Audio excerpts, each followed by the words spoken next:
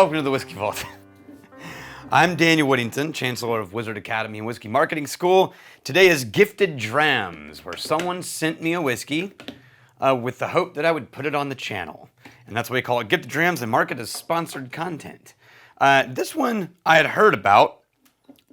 What you have to understand about the Whiskey Marketing School, and really just Daniel, is there is a category of like right in the middle of the action whiskey personality, who knows all the upcoming stuff that's happening, knows all the behind the scenes and the rumors, and like something happens at Buffalo Trace and within like 12 hours their connections are like letting them give them the heads up, and they know what the cool releases are and when the cool release isn't a cool release, or when the sleeper release is actually a really amazing release. And I'm not any of those things.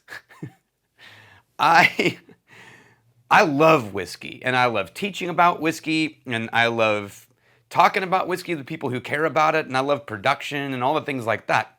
But when it comes to being like in the know of the cutting edge, especially bourbon, upcoming bourbon info, the only reason I ever know anything is because one of our somms told me, or one of my friends in the whiskey industry told me. But it's never like cutting edge. It's always like I find out about it and then I tell somebody and they're like, oh yeah, we've known about that for a month.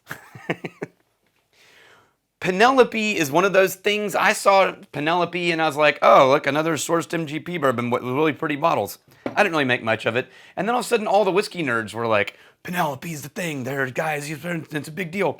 And I was like, oh, okay. So I reviewed a few and I've liked them.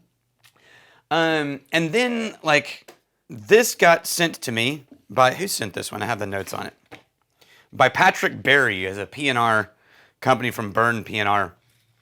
And I had it on my desk, and one of the people in our whiskey community who is on top of everything was like, holy crap, how did you get a Penelope Rio?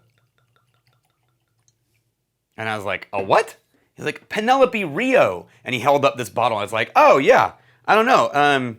Patrick Berry just sent it to me, and I was gonna take a look at it on the channel, but I haven't had a chance yet.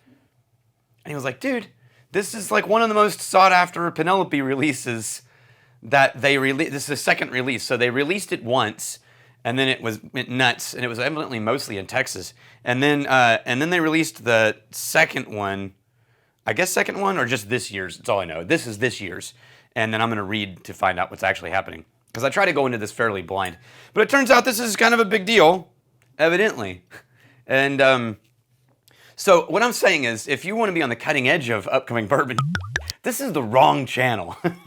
If you want time to think and talk and chat about it and just hang out together, correct channel. If you want to be the first to know things, there are other channels that are much better at being on top of that stuff, and the very good ones. So all I know about this is they call it the Penelope Cooper series, right? And Penelope is just a bourbon brand that sourced whiskey, named after the guy's daughter, Penelope. And they do interesting things with it, as in like pick really interesting barrels or create interesting blends or do finishing experiments and then do special releases. But they're not distilling. And it says it, even on their section, it says bottled by Penelope Bourbon Bottling Company. But he's kind of become known for like a great palate and a great selection.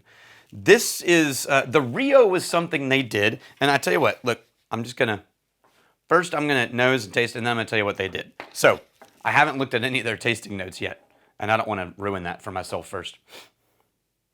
Ooh! Horchata. And horchata and earth. Like minty herbs.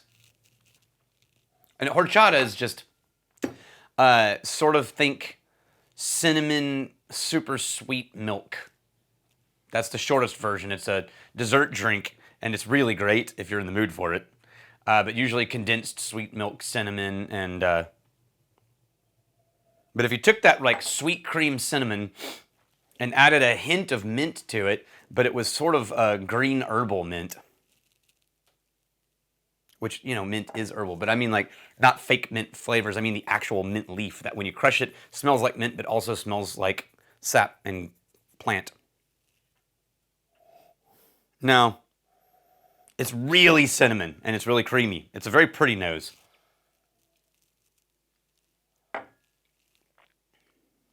Oh, even tastes. Wow. This is a Cinnabon, like the packaged ones that you get at the grocery store. That's like honey bun, right? But with cinnamon on it. Now, and that Cinnabon, like Cinnabon is that chain of cinnamon roll places. I guess it could be that direction, but this is a honey bun cinnamon roll combo.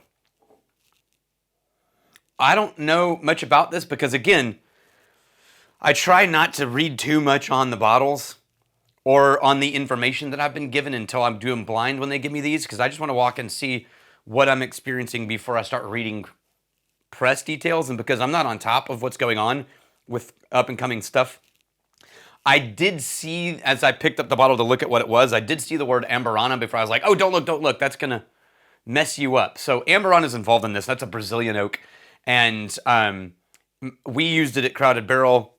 And I know a bunch of people who've used it. It has an impact in almost hours if it's new. It has an impact in days if it's used. It is very heavy-handed, and it is a cinnamon explosion when you finish things in it. And so it makes sense to me that I'm getting a lot of cinnamon, but I was not expecting a honey bun, like store-bought grocery honey bun. But it is very much honey bun on the palate, with a dusting of cinnamon across. This is dessert, man. I'll bet on the rocks this would be glorious. I mean, I like it neat too, but like on the rocks, this would be like an iced dessert drink. It's like getting a Starbucks treat drink or something like that. Okay, so let's look at what they say. First, Penelope Rio is back. Oh, American honey and Brazilian oak, 2 different barrels. So a barrel that had honey in it. Of course, it tastes like honey. And then Amburana, which we knew. Okay, they call it the Carnival in a Bottle. And they say, one of the most sought-after annual releases of the Cooper series. Well, thank you, guys. Legacy of innovation with blending and finishing. Oh, here we go. Mash bill, 74 corn, 7 rice, 16 wheat, 3 barley. So it's a 4-grain mash bill that they then finished in American honey barrel and a Brazilian Amburana oak. I do wish that people wouldn't talk about innovation. I don't know. I think, and like, let's not take away from the fact that this tastes really beautiful. And it's not your classic bourbon. It is definitely a strong, heavy-handed, finished bourbon. I'm having a hard time finding even true classic bourbon notes in it, other than that slight oak tannin sort of floating through everything. Way more like a dessert whiskey than anything else. But MGP makes great bourbon, so of course it's going to have a great thing. When I think words in whiskey industry, words like innovation and cutting edge and on the front edge of creativity are thrown around a lot, when all they mean is you sourced some weird barrels and put some bourbon in it and it turned out good. Is that innovation? I mean, I don't know. I don't think it is. But just, because in my brain, innovation is truly coming up with a process no one has never occurred to anyone before. You innovate it, and it changes the industry. So there was a time when cask finishing was an innovation, and that was when Balvenie basically almost came up with it, right? And since then, a handful of other distilleries started doing it, and there were a handful of American distilleries that started finishing bourbon barrels, and that was very rare at the time. You could argue they innovated, but once the idea of taking a bourbon and putting it in something else and creating a new flavor profile was on the market, which it has been now for 30 years, I think you got to argue that the time that you can use the word innovation is long gone. Now, is it creative? Yes. Is it innovative? No, I don't think so. But is it creative? Yes, and that's fine. And does it taste good? Yes, it does. So there you go. And it's usually PR people that come up with things like innovative, world-changing, first of its kind, and then you do a very small Google search, and you're like, there's been like 18 of the people that did this.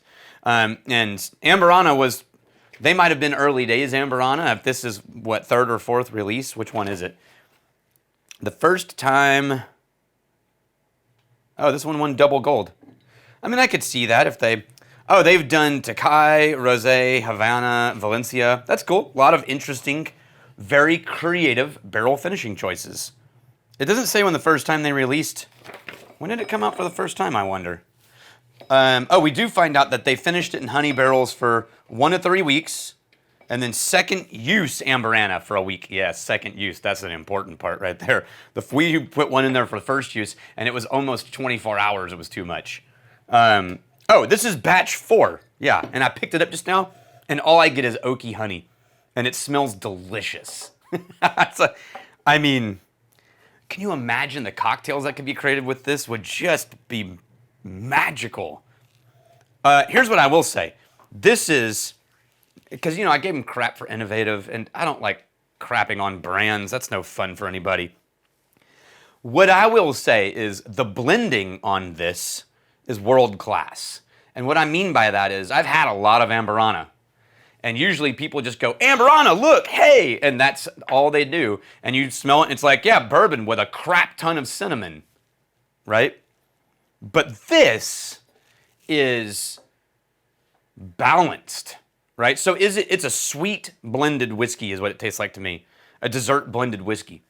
But everything is very well balanced. Right? You've had desserts, they're usually at like chain restaurants where everything's done 10 times too much, like too much sweetness, too much sauce, too much chocolate, too heavy-handed. And then you go to a really fine dining restaurant and you get like a chocolate cake and you take a bite and you're like, wow, everything is perfectly balanced. The chocolate accents, the cake is moist but not damp. It's not too dense. It's not too airy. It's just this perfect, delicate balance. This is a beautifully balanced, delicate representation of everything that they said they wanted in there. So the cinnamon isn't overpowering, the honey is present, but it's not just only like I'm sipping on honey. It's definitely a whiskey base. So coming from a cocktail or chef or blending perspective, this is beautiful. It is a really beautifully balanced, not fragile, but delicately balanced mix of all the things they said they wanted, and that's impressive. When you're dealing with things like honey and Amburana cinnamon, those are heavy-handed things. It's like blending smoke. It takes a lot of work to get those to be balanced and delicate. Son of a bitch. It's good.